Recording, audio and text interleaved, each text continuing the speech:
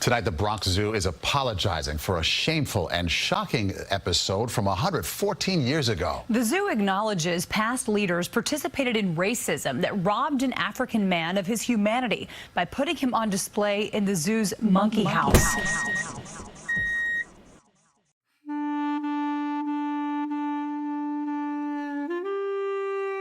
The concept of human zoos, where human beings were displayed as exotic curiosities in cages, shapes one of the most painful, yet rarely discussed, aspects of colonial history. African men, women, and children were not only displaced from their homelands, but also turned into spectacles of racial degradation across Europe, the Americas, and beyond. This chilling chapter spanned decades, with exhibitions held across continents, subjecting African people to humiliation for public amusement. Today, we revisit this dark history, examining the human cost and the societal impact of human zoos.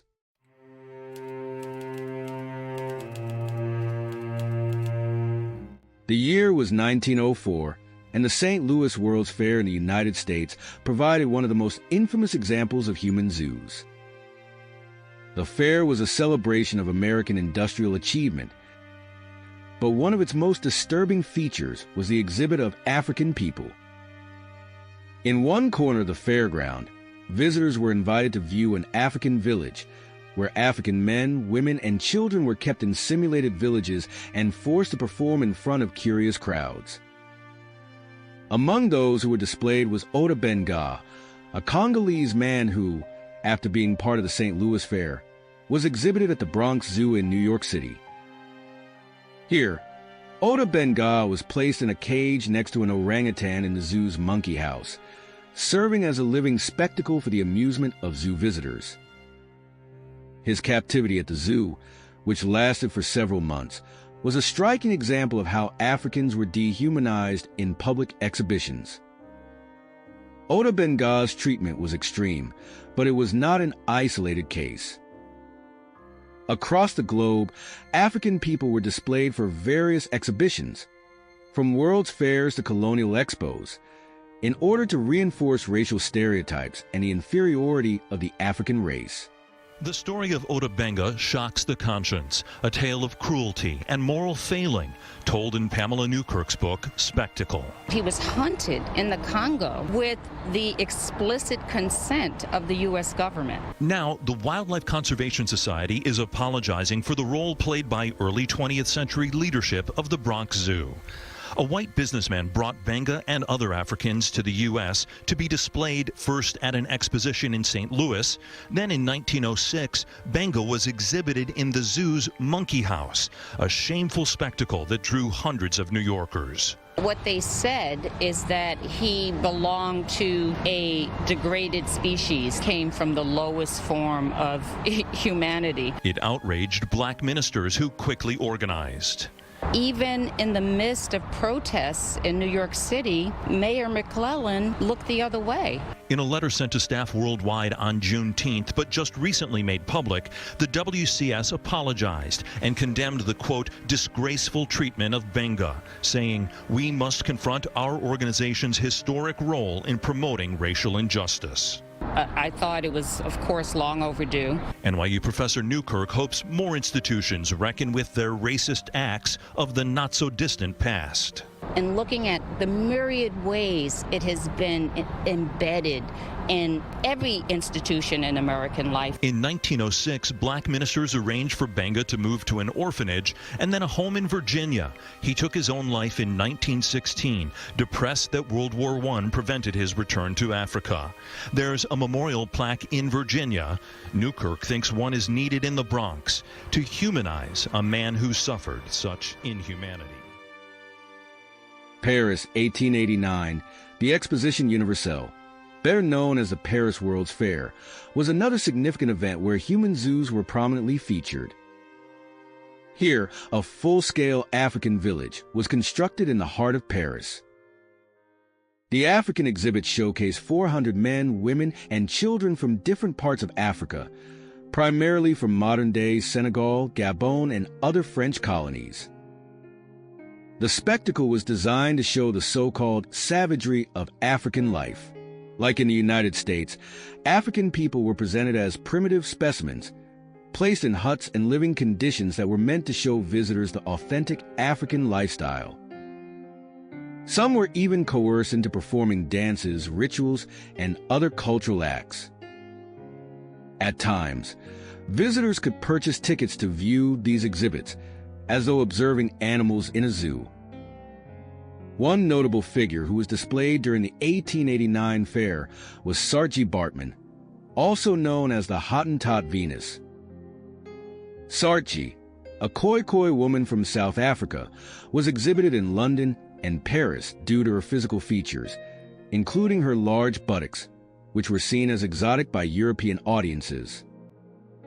Her exploitation, which began in London in 1810, continued throughout Europe.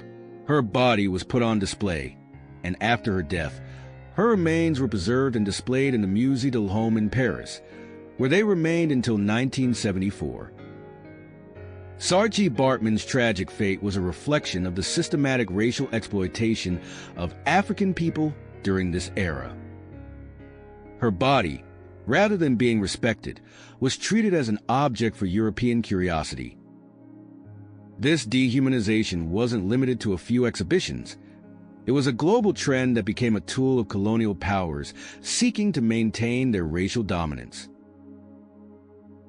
Another striking example occurred in Belgium at the Brussels World's Fair in 1958.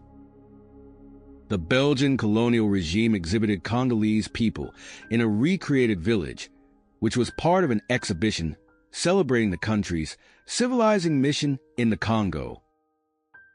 The Belgians had exploited the resources of the Congo for decades, and this exhibit was an attempt to justify their colonial actions, portraying the Congolese as a civilized people due to Belgian intervention. The Congolese people were made to perform cultural dances and rituals in front of Belgian and international crowds, again reinforcing the stereotypes of African savagery and barbarism. It was a display meant to validate the colonial narrative that Africans needed European rule to progress, while simultaneously treating them as little more than exotic animals. But the exploitation of African people as living exhibits was not confined to the United States, France, and Belgium. Germany, Spain, and other colonial powers participated in this grotesque display. In Berlin, for example, African men and women were displayed during the 1896 Berlin Colonial Exhibition. Similarly, in Spain, Africans from the Spanish colonies were put on show in various expositions. These human zoos were scattered across Europe and continued to reinforce colonial racial ideologies. The 1900 World's Fair in Paris also hosted human zoos, with African people from colonies in French West Africa displayed for the amusement of visitors. These exhibits were seen by millions, further entrenching the idea that Africans were inferior and that their cultures were primitive. The practice of human zoos didn't end quickly. These events persisted into the early 20th century, with the 1930s seeing more exhibitions and displays until public outrage began to grow. However, the psychological and social damage caused by these exhibitions did not disappear overnight. The remnants of these ideologies continue to reverberate through modern racial prejudices and stereotypes. The dehumanization of Africans in human zoos has left an indelible mark on history. However, the struggle for dignity and equality has been ongoing, from the civil rights movements in the U.S. to the ongoing fight for racial justice across the world.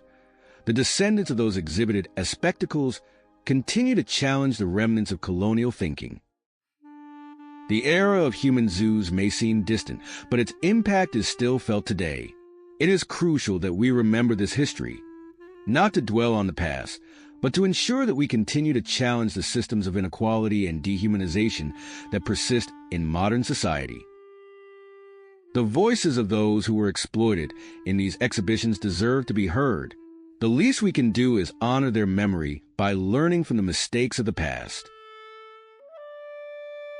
Thank you for joining us in exploring this painful chapter of history. Let us continue to reflect, learn, and work toward a world where no human being is ever again subjected to such humiliation. If you found this video insightful, please consider liking, sharing, and subscribing to our channel. Let's keep the conversation going, because history isn't just about remembering, it's about evolving. This is AfriEye,